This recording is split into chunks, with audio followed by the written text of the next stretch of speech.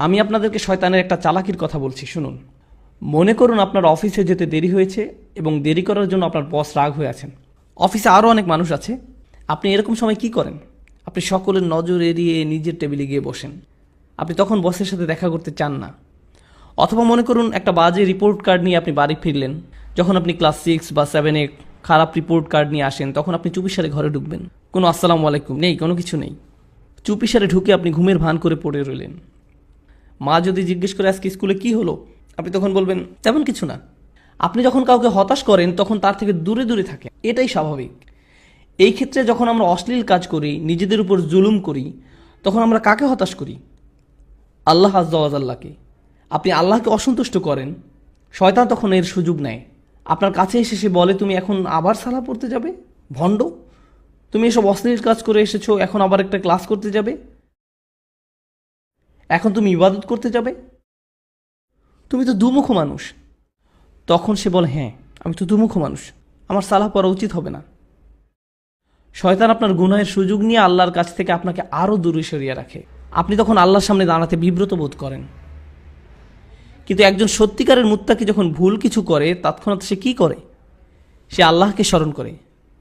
জাকারুল্লাহ ফাস্তাগফিরু লিযুনুবিহিম, তারপর তার আল্লাহর কাছে ক্ষমা চেয়ে নেয়। এখানে জুনুব শব্দটা দিয়ে পাপ বোঝানো হচ্ছে, যা এসেছে জানাব থেকে। জানাব দিয়ে মূলত বোঝানো হয় এমন একটা পাপ যার কারণে আপনি অসম্মানিত বোধ করেন, এমন কোনো কাজ যার কারণে আপনি লজ্জিত, বিব্রত। আর তারা আল্লাহর কাছে ক্ষমা প্রার্থনা করে তাদের কৃত লজ্জাজনক কাজ থেকে। ওয়া মান ইয়াগফিরুয যুনুবা ইল্লাল্লাহ, আল্লাহ ছাড়া আর কে গুনাহ ক্ষমা করতে পারেন? আপনি আর কার কাছে যাবেন? কোথায় যাবেন? আল্লাহ ছাড়া আর কে জানে আপনি আর আমি কি কি ভুল করেছি? আমাদের গুনাহের খাতায় বহু জিনিস আছে যা আল্লাহ প্রকাশ করেননি, শুধু আল্লাহই সেসব জানেন। সেসবের জন্য আল্লাহর কাছে আমাদের ক্ষমা চাইতে হবে।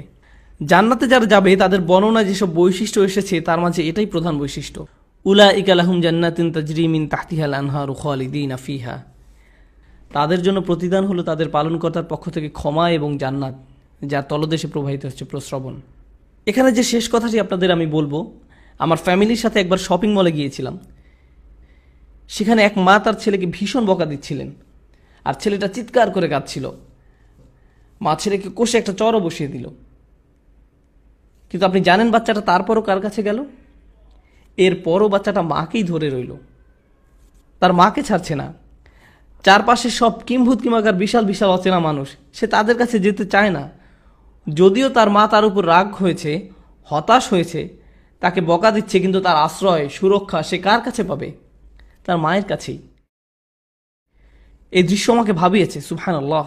যখন আমি আপনি গুনাহ করি, যখন আমরা আল্লাহকে হতাশ করি, তার অবাধ্য হই, আমরা কার কাছে যাব? আমাদের আর কোথাও যাওয়ার আছে? আমাদের আর কোথায় যাওয়ার আছে? তাই আমরা আল্লাহকে অসন্তুষ্ট করলেও, আর আল্লাহ আমাদের যেমন দেখতে চান তেমন আমরা হতে না পারলেও, সত্যিকারের মুত্তাকি কখনোই আল্লাহর উপর আশা হারায় না। আল্লাহর উপর আশা হারানোর অনুমতি তিনি আমাদের দেননি। লা তাকনাতু মির রাহমাতিল্লাহ, সত্যিকারের মুত্তাকি কখনোই আল্লাহর উপর আশা হারায় না। আল্লাহর উপর আশা হারানোর অনুমতি তিনি আমাদের দেননি। এই আচরণ আমাদেরকে রপ্ত করতে হবে।